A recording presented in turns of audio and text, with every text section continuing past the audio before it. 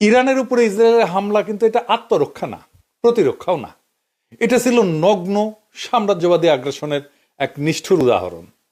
এই হামলা আন্তর্জাতিক আইনের স্পষ্ট লঙ্ঘন। জাতিসংঘ সনদের 2-4 ধারা অনুযায়ী কোন রাষ্ট্র অপর রাষ্ট্রের বিরুদ্ধে শক্তি প্রয়োগ করতে পারে না, যদি না তা আত্মরক্ষার জন্য হয়। ইসরায়েল সেই নীতিকে প্রকাশ্যে পদদলিত করছে। আন্তর্জাতিক আইন ভঙ্গ করে সে তেহরানের পানি সরবরাহ ব্যবস্থার উপরে বর্বর হামলা চালাইছে। অথচ পশ্চিমা মিডিয়া দেখলে মনে হবে যে ইসরায়েল মজলুম। কি আশ্চর্য দুনিয়া!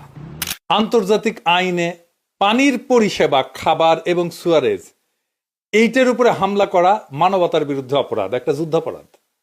ইরানের বিরুদ্ধে এই আগ্রাসন এমন একটা সময় আসলো যখন গাজায় গণহত্যা চলতেছে, পশ্চিম তীরে দখলদারিত্ব এবং সারা দুনিয়ার মুসলিম জনগোষ্ঠীর উপরে নির্যাতন নিয়ে বিশ্বজুড়ে প্রতিবাদ চলতেছে।